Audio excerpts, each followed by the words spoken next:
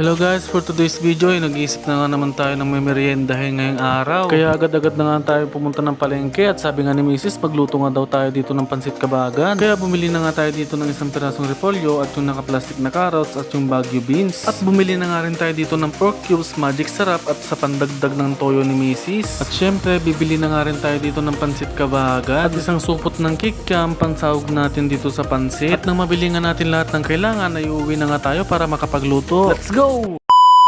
Hello, what's up kakapsat na nakarurat? For today's video nga ay pagluluto tayo dito ng pansit kabagan. Kaya namili nga tayo dito ng mga gulay na kakailanganin sa ating pagluluto. Kaya pagdating nga namin ng bahay ay agad na nga niyang iniwa-hiwa itong mga Baguio beans. At pagkatapos nga niyan ay sinunod na nga rin niyang in-slice yung mga carrots at yung repolyo. At pagkatapos nga niyan ay sunod na nga rin i-slice itong mga kikiam na siyang pansahog natin sa pansit. At nung ready na nga lahat ng kailangan ay uumpisan na nga natin magluto. Naglagay nga lang muna ako dito ng mantika at piprituhin nga muna natin dito ang mga kikiam hanggang sa mag golden brown. At kung okay na nga ito ay set aside nga lang natin. At sunod nga dyan ay pwede na tayong maggisa. At ilalagay ko nga lang dito ang bawang at sibuyas. At igigisa na nga natin dito yung mga gulay. At uunahin nga nating ilagay yung carrots at Baguio beans. Dahil nga mas matagal itong maluto kumpara sa repolyo. Halu-haluin nga lang natin dito hanggang sa pwede na natin lagyan ng isang drum na tubig galing sa sanwat. At ilalagay na nga rin natin dito yung toyo ni Mrs. At yung magic na sarap. Pati na rin yung pork na cubes. At halu-haluin nga lang natin ito hanggang sa matunaw yung nilagay nating mga pampalasa. At takpan nga muna natin ito hanggang sa kumulo. At pagkalipas nga ng ilang minuto ay kumulo na nga ito. Kaya pwede na natin dito ilagay yung pansit kabagan. At halu-haluin nga lang natin ito hanggang sa mag-well combine yung mga gulay. Pagkatapos ay pwede na nating ilagay yung repolyo. At haluin nga lang natin ulit ito. At pagkatapos nga nyan ay pwede na nating ilagay yung mga kikiam. At halu-haluin nga lang natin yan at papakuluan lang konti. At ilang saglit nga lang dyan ay ready to serve na ang ating pansit kabagan. At pwede na nga tayo dito magmerienda.